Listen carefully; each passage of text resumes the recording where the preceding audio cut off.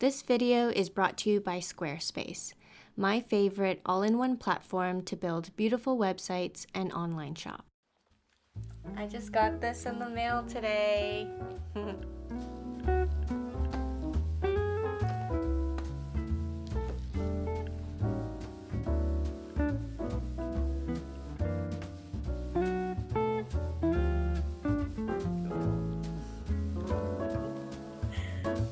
Very cool. Wow.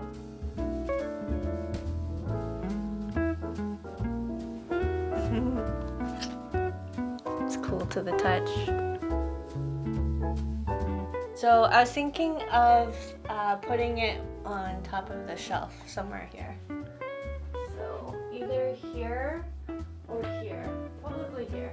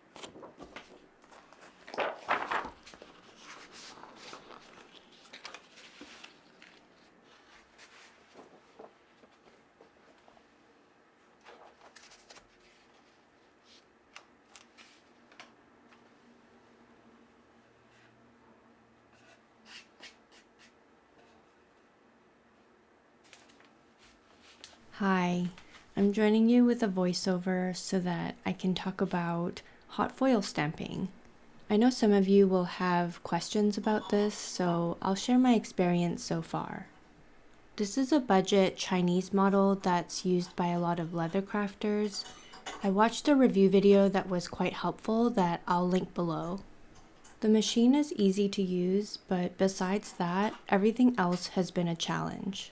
First of all, the custom type costs more than the machine itself. It was a lot of pressure to choose a timeless font that I can use over and over again.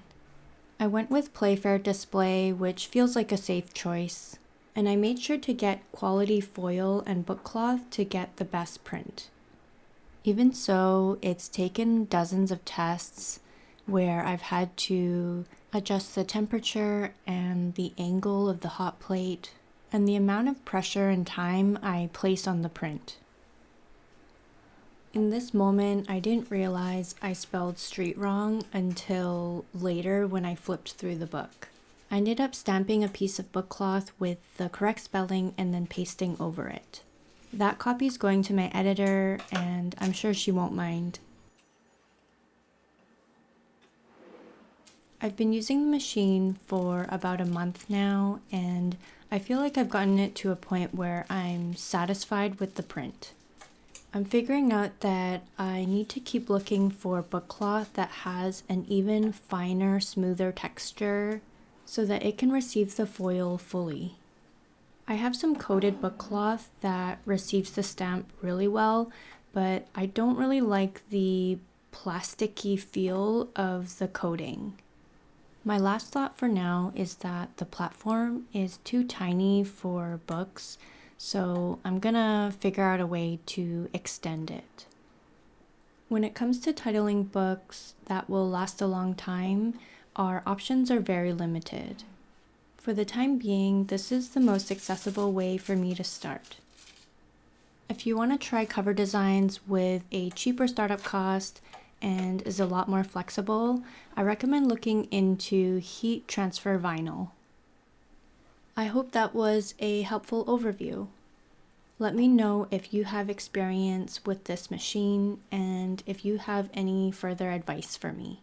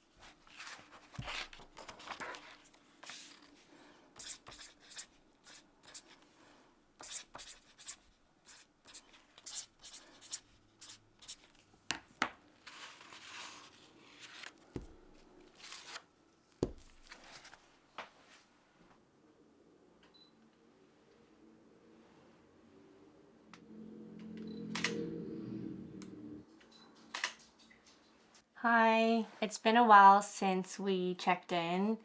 I'm finally going to open my shop very soon. This shop update is going to be quite simple. I was hoping to have my journal collection ready by now, but I'm venturing into printing my own covers and end papers designed by an illustrator I'm collaborating with. So that's taken quite a bit of time because I'm searching for the right printer that can accommodate my needs for specific weight of paper and for the print to be able to fold without cracking, things like that. So earlier today, I sewed these two book blocks on stream with my patrons, and these are going to be the prototypes for the collection. So I sewed the end papers along with the pages. So this is going to be the green version. There's going to be two colorways. The green version, and then this is the blue one. The spine is going to be exposed but supported with mull so that the book can lay flat, and then it's going to have hard covers that I'll have a cover design printed on fabric for that. So I'm excited for this to come together. I wish I was able to prepare a small batch for even like by the end of the month, but I'm not even sure that I can do that. In May, I'm going to close my shop and pause Patreon because I'll be taking some bookbinding courses and start learning a little more about fine binding, which has been a goal for the last year. So I will definitely update you all on that process, and I'll definitely share my learnings and what I think about the courses. I have a lot to do before I have to go to school, so I'm going to keep chipping away at my projects. Updating the shop page ended up taking all day, and so I have some tips for future Chanel and anyone who's interested on how to save yourself some time and stress when it comes to shop updates for Squarespace websites. So here's what my shop page looks like right now. I'm recording this a few days after my shop opening, so I've got all my products listed here. Let's go into the back end. So going back to my first listing, I knew that I had about a dozen of these paper packs I needed to list. So what I worked on was perfecting this first listing. And then once I was happy with that, I'm going to go ahead and duplicate this listing. And all I have to do is change the photos and a bit of the title and description. And then something I usually forget to do is editing the unique link for this product. So I'll publish that and then repeat that process for the rest of the paper packs. I spent a lot of time re-uploading photos because I noticed the product pages were loading slowly. So next time I'll remember to export the photos as JPEGs while keeping them high quality. So Squarespace recommends 500 kilobytes, and then also making sure that the listings look good on mobile before I duplicate them. I love how reliable Squarespace is, and they have all the tools I need. If you want to try it out yourself, go to squarespace.com/bittermelon, where you'll get a free trial and 10% off your first purchase.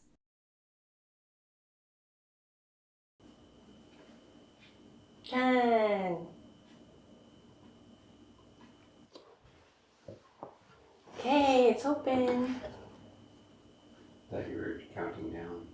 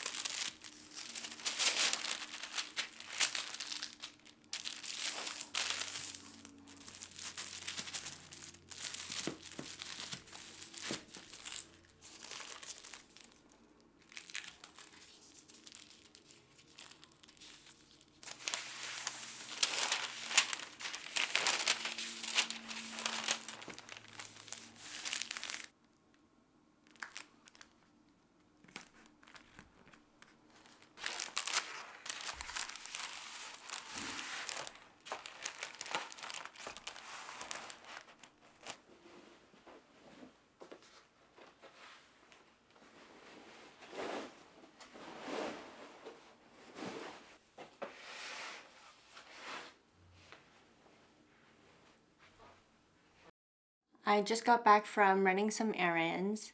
I dropped off all the orders I got yesterday. I was so excited to have my shop open again and to pack orders. I was giving Elliot updates throughout the day, like when there was, 2 books left and 1 book left. I'm very proud of the hand-bound hardcover copies of Handmade Books at Home, and it's very special that only a handful of you will have those copies and will treasure them, so I really appreciate that. I also picked up my cover prints from the printer. I'm collaborating with Carolyn from Roro, who is this amazing illustrator and muralist from Vancouver. I'm really excited to show you those. I'm really gonna try to squeeze this collection in before I have to leave. All the important stuff gets shared through my newsletter, so make sure you're on that. And recently Squarespace changed the sent from and reply emails for newsletters. So I think email providers are flagging my newsletter, and it ended up in my own spam folder. So make sure you check your spam folder to see if you got any newsletters from me, and mark them as not spam so you don't miss future announcements. I'll give you a special sneak peek of my next journal collection for everyone who is staying till the end of the video. So these are going to be softcover notebooks, and I'll have a hardcover journal as well. That brings us to the end of this video. Thank you so much for being here and watching and supporting me all these years. I am really finding my flow and settling into my craft and my artistic voice, and it really did take a few years to get here, and I'm going to ride this wave of creative energy, and I'm really excited for it. Have a good rest of your week, and I'll talk to you soon.